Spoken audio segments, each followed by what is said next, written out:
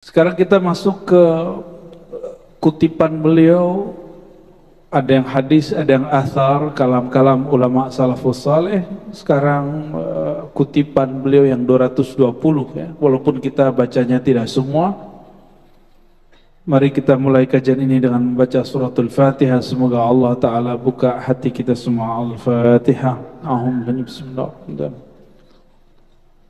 Ya kenapa ya sin suratul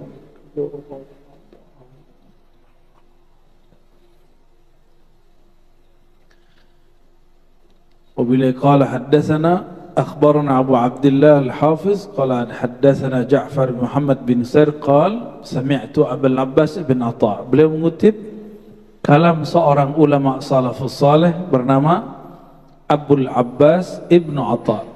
Ini bukan Ibnu Athaillah Sekandari pengarang hikam, ini Ibnu Atha yang jauh lebih tua, masih salafus saleh. Apa kata beliau? Cara menghadapi takdir, cara menghadapi dunia. Zarut tadbir wal ikhtiyar takunu fi taibin min al-aish. Fa inna at-tadbir wal ikhtiyar yukaddiru 'ala an-nasi 'aishahum. Ingin hidupnya santai tapi sukses gitu. Hidup santai masa depan, cerah, kerja, rajin, sungguh-sungguh, tapi pikirannya santai. Mau begitu? Mau? Nggak mau? Nggak mau ya? Aduh, gawat ini. Maunya apa? Rusak-rusuk. Apa? Iya, itu dia. Berarti gagal paham kali. Kitabnya yang gagal paham, Pak Antum yang gagal paham. Oke, coba dengerin ya. Bismillahirrahmanirrahim. Dharut tadbira wal ikhtiyar. Jauhilah tadbir dan ikhtiar. Maksud beliau bukan melarang kita berikhtiar. Tadbir, apa arti tadbir? Tadbir itu berangan-angan terhadap sesuatu yang belum terjadi. Itu namanya tadbir. Coba kalau orang mau usaha, belum mulai usaha udah mikirin gagal. Nah, itu namanya tadbir. Ya, jadi kenapa banyak orang tidak sukses berusaha, tidak sukses sekolah, tidak sukses belajar ma'rifatullah, tidak sukses ikut aliran mana aja? Karena belum masuk kemana-mana udah takut duluan. Takut sesat lah, takut salah jalan lah, takut gila lah, takut gagal. Tapi gilar nyalek nggak ada yang takut. Ya, padahal banyak yang gagal nyalek terbukti gila. Betul nggak? Orang belajar zikir jarang loh yang gila. Yang belajar zikir gila itu memang basicnya sudah gila. Emang orang gila terus belajar zikir ya tambah mabuk. Udah keruh ditambah air jernih, nggak ngefek. Ya. Itu yang disebut tadbir. Ini bukan tadbir bahasa Melayu. Ya. Para raja mentadbir alam, bukan itu. Ini tadbir bahasa tasawuf dan bahasa akidah. Hampir sama. Biasanya bahasa akidah dan tasawuf ini ada korelasi tapi beberapa beda. Ya. Darut tadbir wal ikhtiyar. Jauhilah sikap memikirkan sesuatu yang belum terjadi. Wal ikhtiyar. Ikhtiar itu engkau memilih yang Allah tidak pilih. Ikhtiar itu maksudnya, bukan ikhtiar dalam bahasa Indonesia, bukan usaha. Apa arti ikhtiar di kitab ini? Memilih sesuatu yang Allah tidak pilih. Sering begitu nggak? Allah menakdirkan kita apa? Sudah terjadi, tapi kita protes, ya Allah kok begini? Nah, indikator kita ini suka tidak memilih yang Allah pilih. Apa yang kita lakukan? Sering ngomong, loh kok begini? Kan saya sudah baik, kan aku sudah doa, kan aku sudah usaha, kenapa masih begini? Ini orang namanya mengambil memilih keinginannya tapi tidak takluk kepada keinginan Allah SWT. Kalau orang begini bersih, jauh dari takbir ikhtiar, kira-kira orang Islam, orang beriman, mereka akan rajin berdagang nggak? Mereka akan rajin research, ya? Kenapa? Dia nggak takut sesat.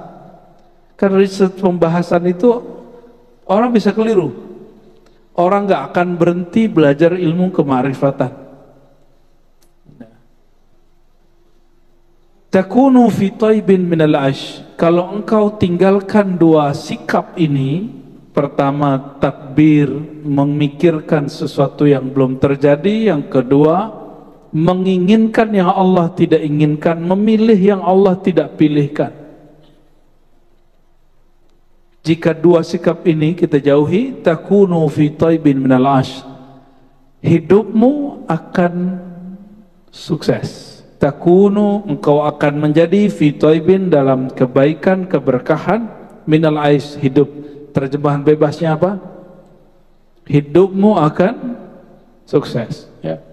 Oh, sekarang lagi banyak yang pengen jadi Imam Mahdi, padahal Allah nggak milih dia.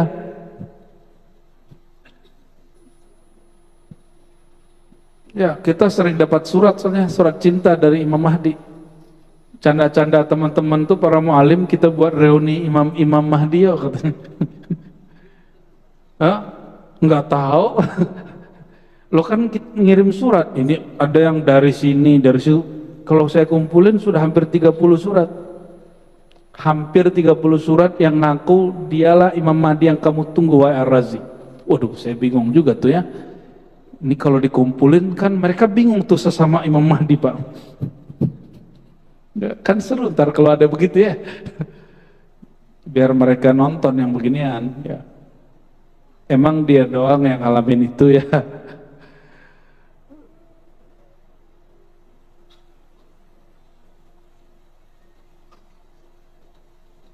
Kapan seorang hamba betul-betul benar-benar menjadi hamba?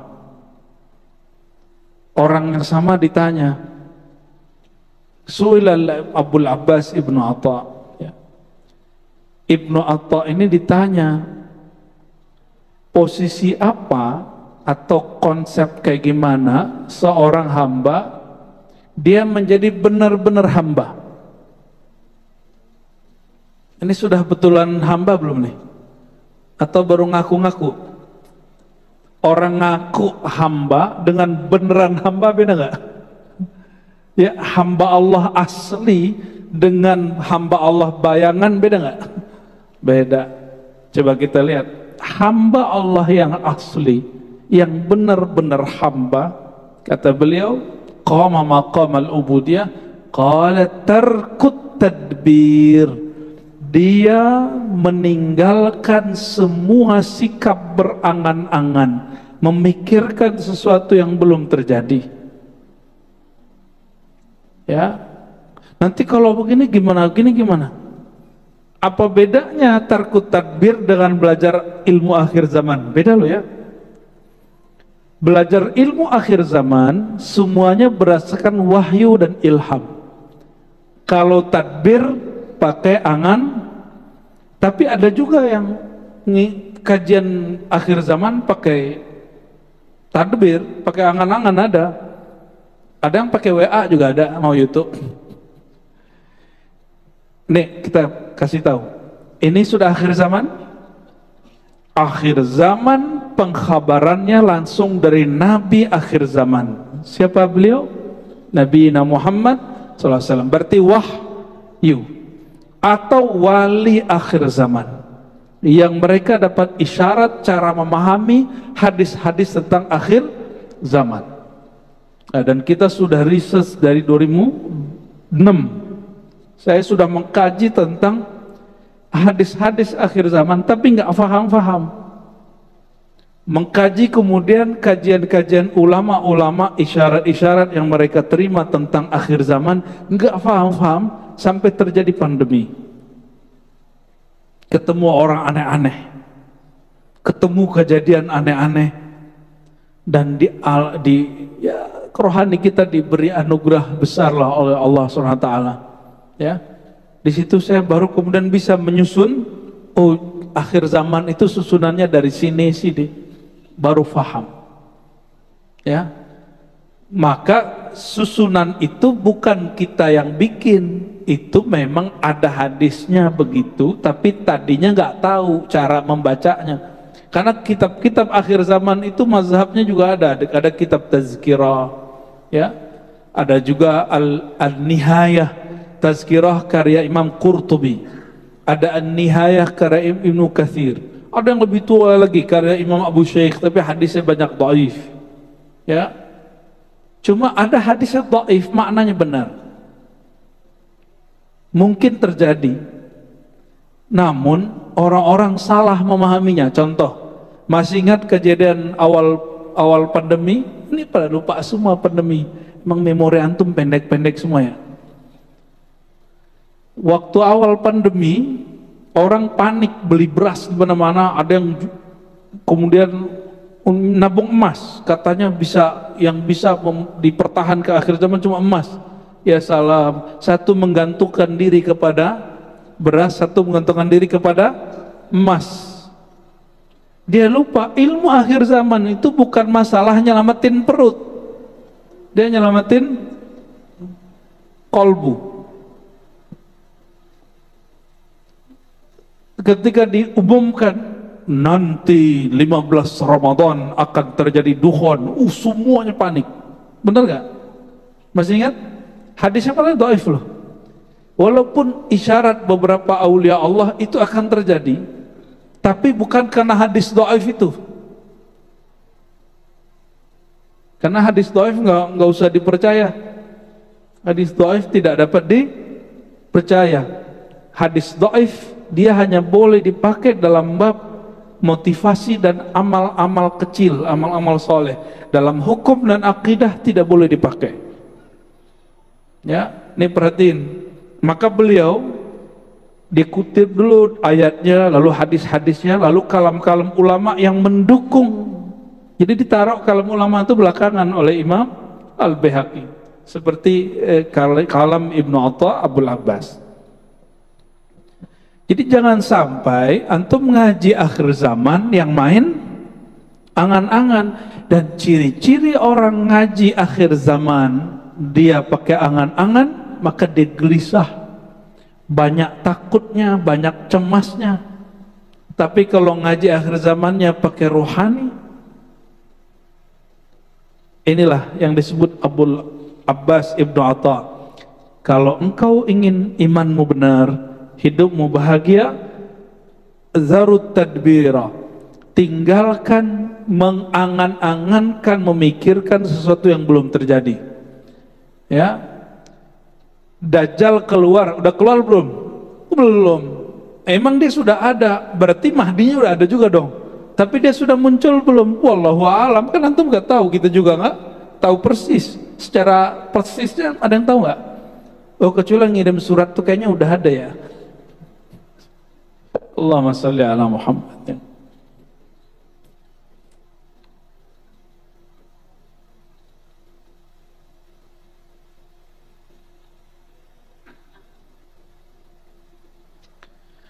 Yang boleh mentadbir, membicarakan masa depan itu yang tahu masa depan. Yang tahu masa depan siapa?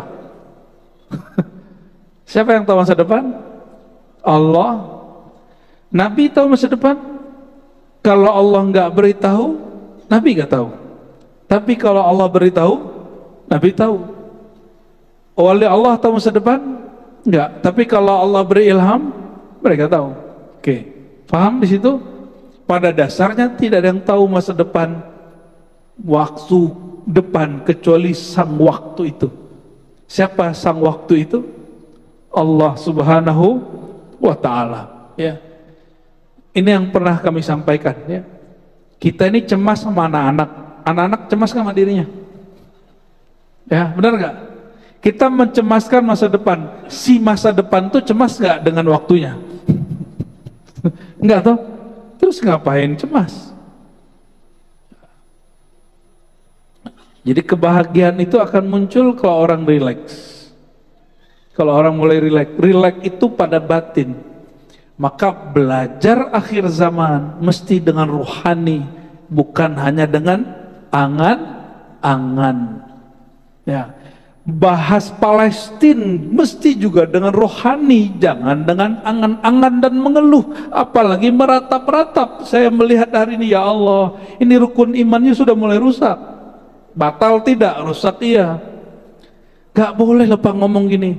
Ini yang orang-orang di Gaza seharusnya mereka tidur, sekarang mereka dibom. Seharusnya anak-anak mereka bermain, sekarang mereka tidak bisa bermain. Itu namanya meratap.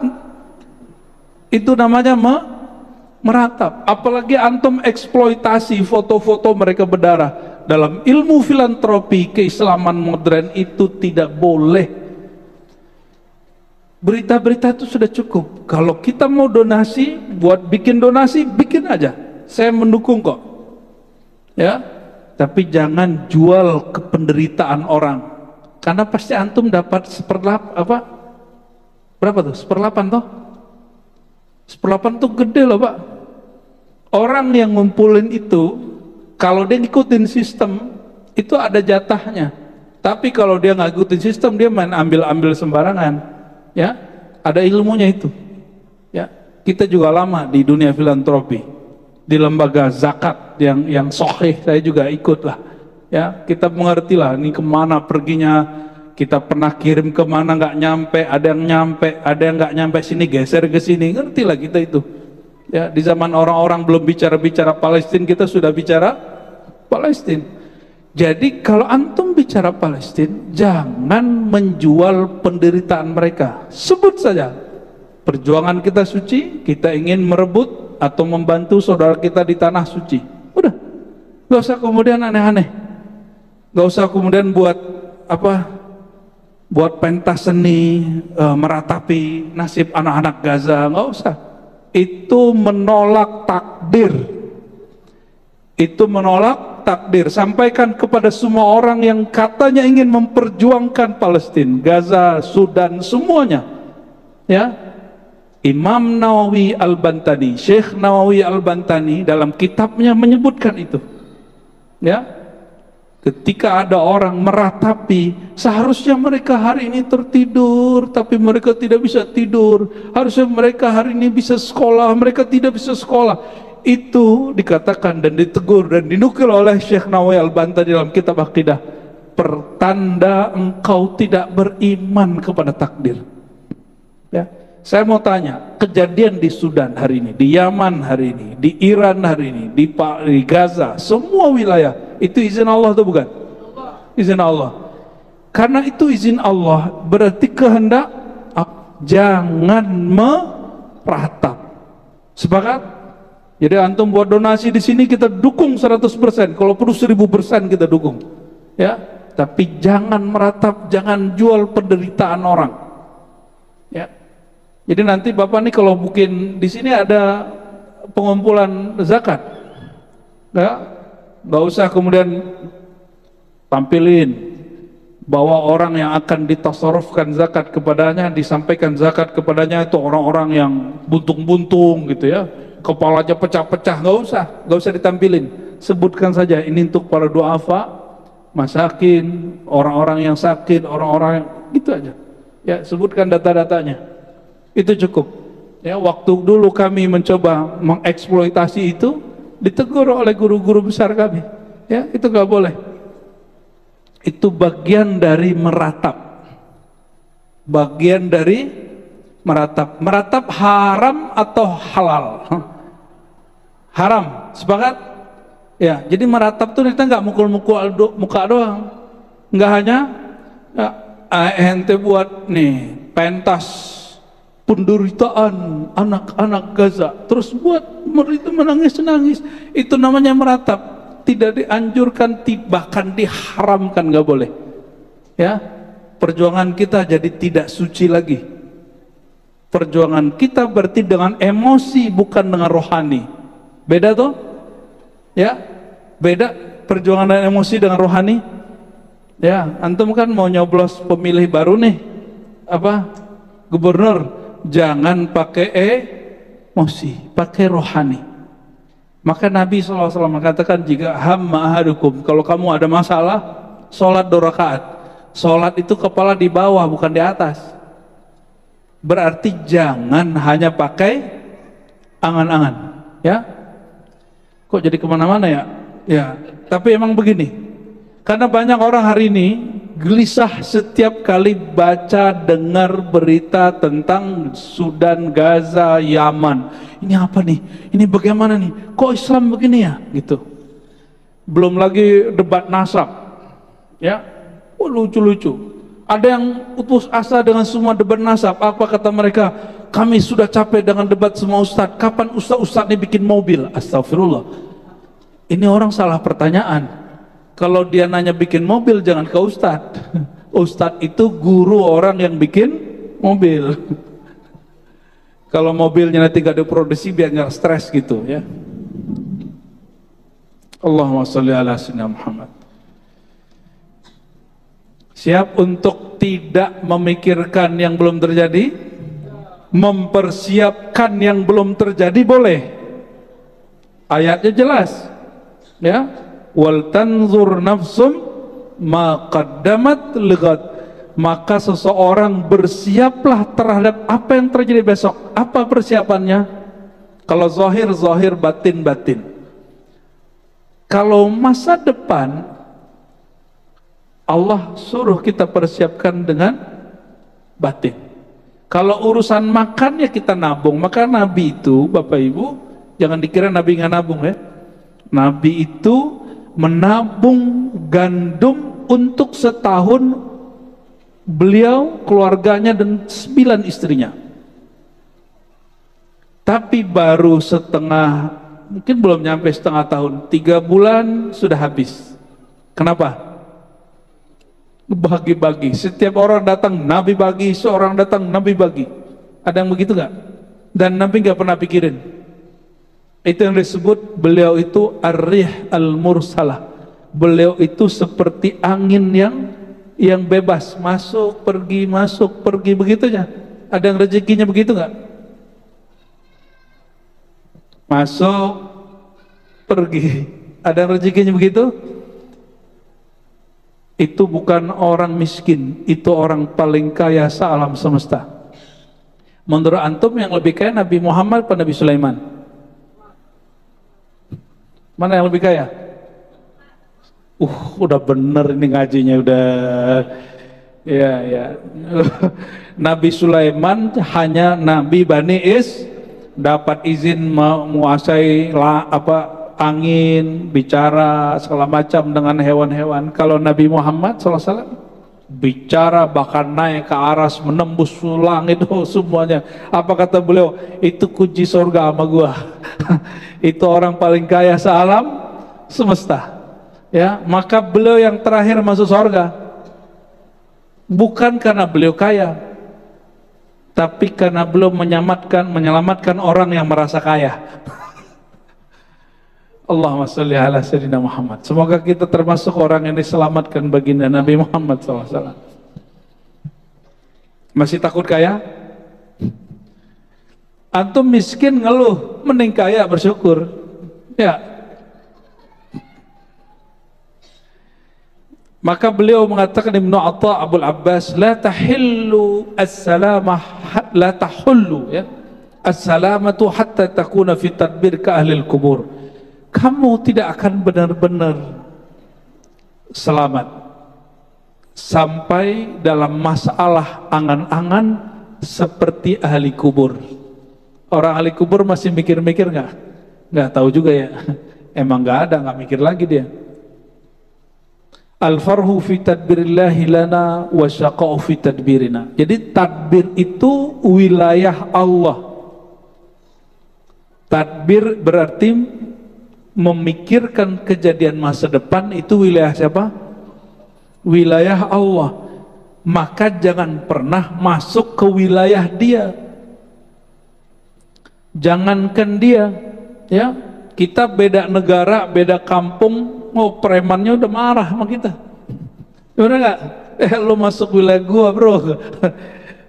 apalagi masuk wilayah Allah, masuk ke wilayah medan ketuhanan, itu namanya mencari syaqawah, menantang Allah SWT.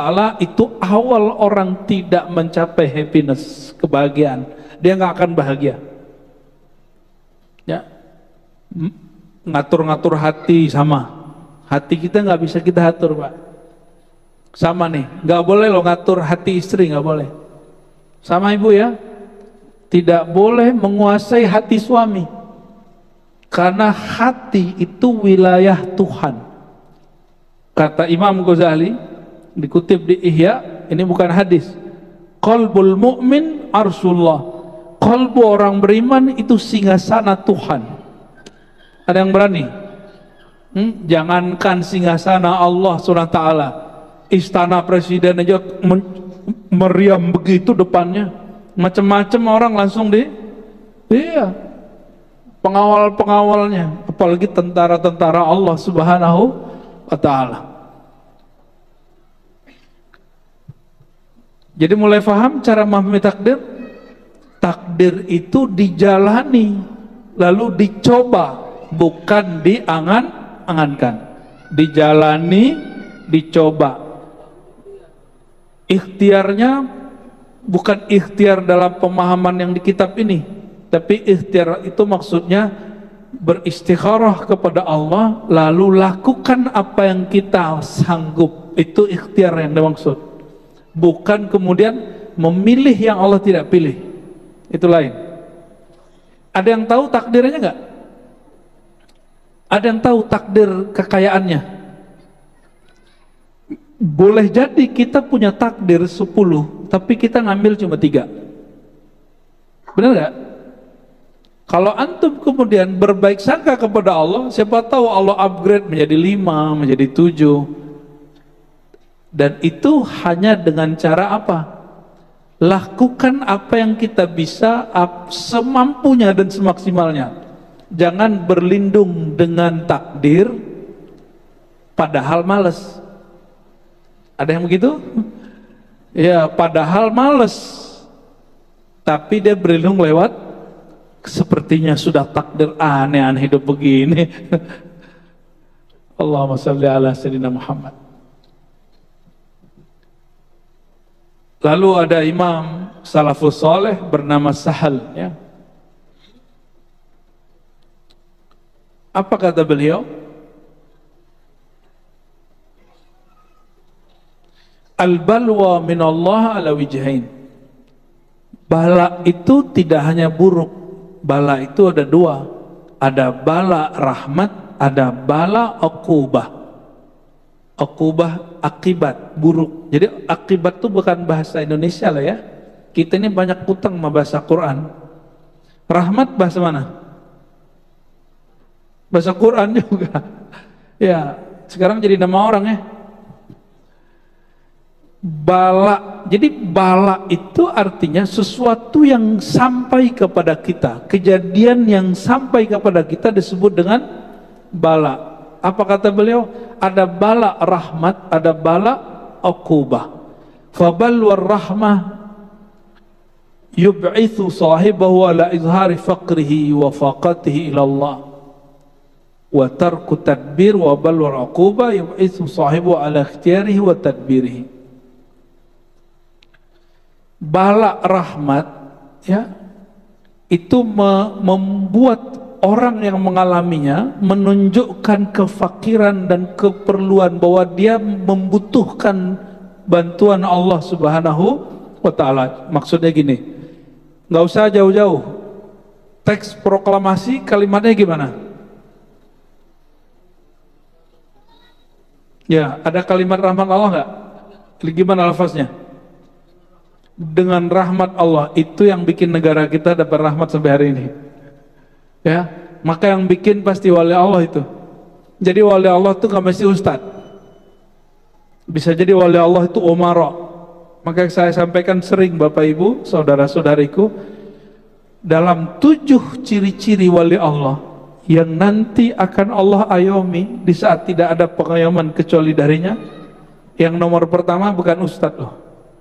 Nomor pertama, pemimpin yang adil. Ini mumpung di sini banyak di kantor-kantor wakil-wakil rakyatnya, sampaikan ke mereka bahwa pemimpin yang adil itu lebih tinggi derajatnya dari muallim biasa, dari guru biasa. Karena guru hanya bisa ngajar, kalau dia ditahan sama pemimpin ngajar nggak bisa ngajar, Pak. Ya. Kita doakan pemimpin yang akan dilantik, Allah jadikan dia kekasih Allah. Allah jadikan kolbunya bening. Allah akan jadikan dia betul-betul cinta sama negeri ini, cinta sama rakyatnya. Dia bawa kita ke rahmatnya Allah Subhanahu wa ta'ala. Ya.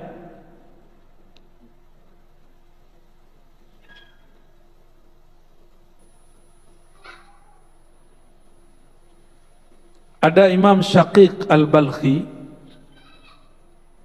Syaqiq Al-Balkhi ini dinukil di sini pernah memberi wasiat kepada murid-muridnya, ya fakir, wahai muridku. Dulu santri itu dipanggil fakir, Pak. Maka sekarang menjadi istilah dalam ceramah para ustadz, al-fakir, gitu kan? Ya, berarti dia merasa saya seorang santri gitu, yang memerlukan perhatian Allah dan bimbingan guru-guru. Itu artinya al-fakir. Wahai fakir, wahai para murid, la tashtagil wa la tut'ib fi talabil ghina. Jangan terlalu berangan-angan mencari kekayaan. Kerja aja, tapi jangan pakai angan. Pakai perencanaan boleh, angan nggak boleh. Apa beda rencana sama angan-angan? Rencana itu planningnya ada, planning 1, planning 2, planning 3 gitu, dan orang yang terarah. Kalau angan-angan, acak.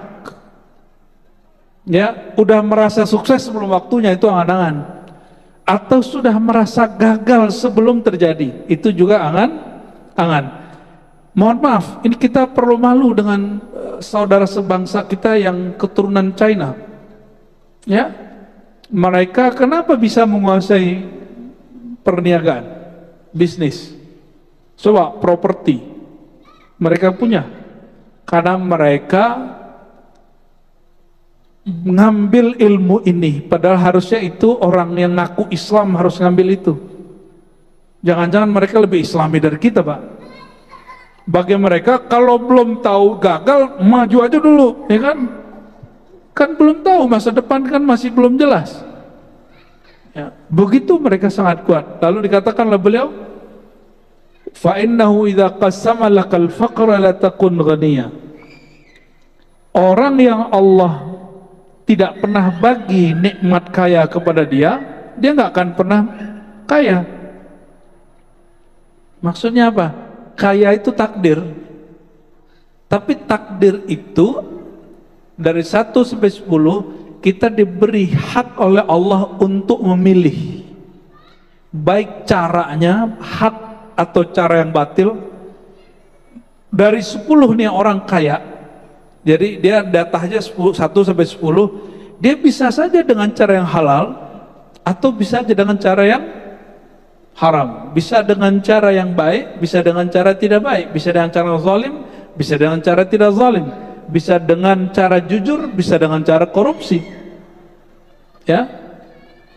Tapi karena sistem negeri kita ini agak ambigu, ya, orang nggak korupsi tapi terjebaknya di kolusi, orang nggak kolusi terjebaknya di nepotisme. Nepotisme itu kalau di Saudi nggak berlaku, Pak, karena emang negara Saudi negara apa? Monarki. Kalau ada proyek yang megang siapa? Saudara semua. Enak begitu, maka negaranya nggak ada pemilu. Nggak pemilu itu, Bapak Ibu, seandainya Indonesia nggak ada pemilu, kita sudah jadi negara, salah satu negara kaya di dunia. Habis duit kita untuk pemilu. Coba tanya sama DPR, tanya sama Menteri Keuangan, berapa habis dana pemilu kita setiap 5 tahun. Itu yang tercatat, yang masuk, belum lagi yang personal. Satu orang Jangan DPR, DPRD. Berapa Pak dananya? Di Jakarta. Berapa dia ngelontorin rata-rata? Ada yang tahu? Gua nyampe MM-an lah. Ya nggak bisa pakai doa Pak. Kecuali temanku di Jawa Tengah ikut partai santri, ya betul masuk dia. Ya saya nggak punya modal ya, tapi karena kiai yang suruh maju masuk. Ya zero. Ada tuh partai begitu. Tapi kita nggak tahu sampai kapan partai itu akan begitu. Oke.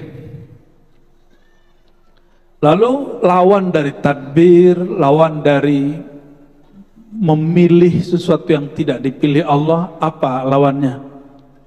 Yang kita sudah bahas sebelumnya itu ridha. Ya. Al-Abbas, Abul Abbas Ibnu Atha, ya, lagi-lagi Imam Salafus Saleh ini dinukil, kata beliau, ar-ridha tarkul khilaf 'ala Allah fima yujrihi al-'abd. Kapan seorang itu disebut ridha? Kalau dia tidak menentang keinginan Allah. Allah maunya kamu begini, terima aja gitu. Tapi jangan kemudian belum ngapa-ngapain udah terima. Itu namanya pemalas. Beda ya. Kapan seseorang tahu usaha dia, kemampuan dia itu batasnya A? Kapan dia tahu? Dia duduk aja atau dia coba? Coba. Antum ngomong kayak takdirku begini, itu setelah mencoba atau sebelum mencoba?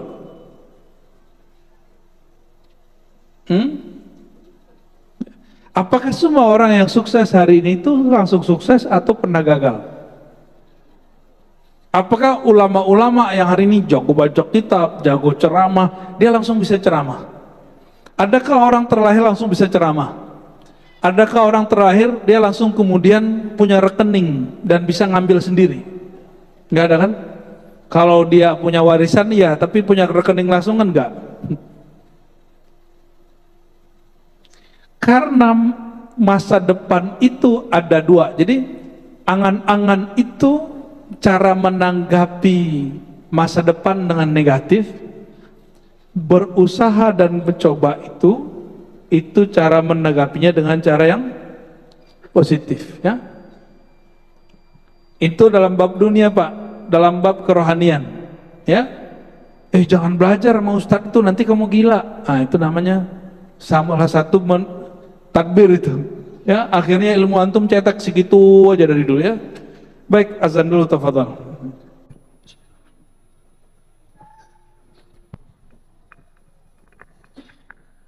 Kita baca beberapa lagi sebelum ada tanda jawab, ya.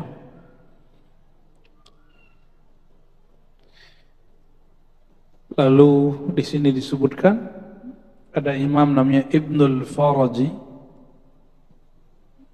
menyebutkan indikator orang sudah ridha. Apa ciri-ciri antum sudah ridha? Sudah ridha belum hari ini? Sudah ridha belum jadi orang Indonesia? Sudah ridho belum dengan pemimpin yang berlalu dan yang akan datang? Takdirnya loh, bukan nama orangnya, itu terserah antum lah itu. Takdir kita dipimpin orang ini, orang itu dari ridho belum? Yang mengizinkan terjadi itu siapa? Bukan berarti kemudian kita jadi tidak kritis, bukan, itu lain cerita, ya. Karena kalau antum suka ngeluh, ya, jalan lobang, salah dia, ya kan? Apalagi banjir, salah dia gitu. Jadi semuanya yang ada nyari orang untuk dikambing hitamkan. Ya semua salah dia. Astagfirullah. Semua salahmu gitu. Apa kata Imam Ibnul Faraji? Ridha itu indikatornya 3. 1, engkau tidak mempunyai pilihan kecuali yang Allah pilihkan kepadamu. Tarkul ikhtiar. Yang kedua, sururul qalbi bimurril qada, hatimu bahagia dengan semua takdir yang terjadi, yang berlalu.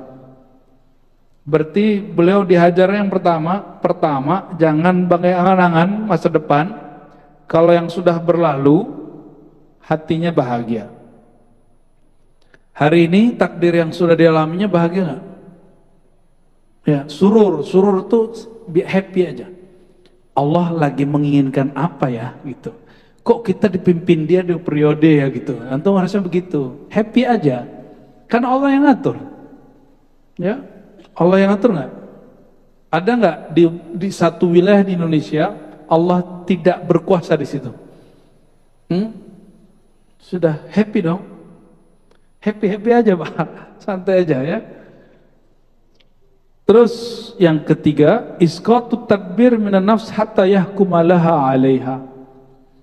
Ya, menghilangkan angan-angan dari jiwa hatta yahkumalaha 'alaiha, sehingga dia dapat menguasai jiwa, bukan kemudian malah jadi petaka baginya. Lalu beliau mengutip lagi Imam Abu Utsman Al-Baikandi, apa kata beliau? Kalau benar seseorang itu tidak cinta dunia, lalu kenapa dia sedih kalau dunianya hilang? Yang lagi baru turun kemarin, terus nyalek lagi, nggak masuk. Kalau betul dia memang cinta rakyat nggak milih dia. Dibongkar nggak jalannya? Enggak ya, harusnya kan nggak dibongkar.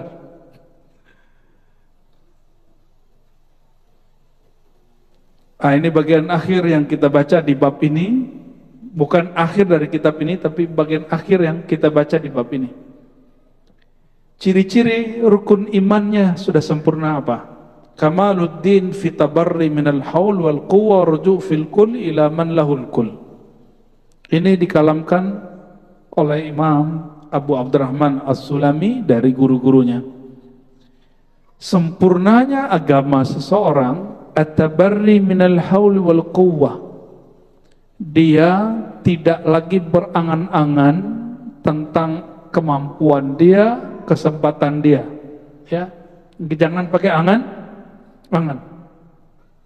Waruju' fil kul ila man lahul kul. Lalu totalitas kembali kepada Allah yang maha menguasai alam secara total. Ya, maka saran kami untuk diri kami sendiri dan kita semua, kalau ada niat sesuatu jangan pakai angan-angan, langsung sholat 2 rakaat, minta restu Allah, langsung kejar. Seandainya belum, siapa tahu ditakdir setelahnya, karena takdir kita bukan hanya satu. Karena Sayyidina Umar ketika ditanya, kenapa engkau menghindari negeri yang ada wabahnya? Apa jawabannya? Kami menghindari satu takdir, memilih takdir yang lain. Berarti memilih takdir boleh? Ya, orang yang hari ini hidupnya susah karena dia memilih hidup susah. Dia memilih takdir susah. Oh, saya sudah usaha. Loh, emang ente usaha seperti orang yang sukses hari ini? Kan enggak. Orang yang sukses hari ini, dia jatuh, dia langsung kemudian maju lagi. Dan gak kemudian pakai angan-angan dan gak suka ngeluh. Menghadapi kegagalan bukan dengan ngeluh. Menghadapi kegagalan itu dengan coba lagi. Ya, kuliah, terus nilai gak dapat-dapat, cara menghadapinya tinggalkan kuliah atau masuk kelas lagi. Masuk kelas lagi. Sampai nilainya B atau A, baru masuk. Kira-kira seperti itu ilustrasi ringannya. Semoga Allah Ta'ala berkahi kehadiran kita malam ini. Ada tanya jawab?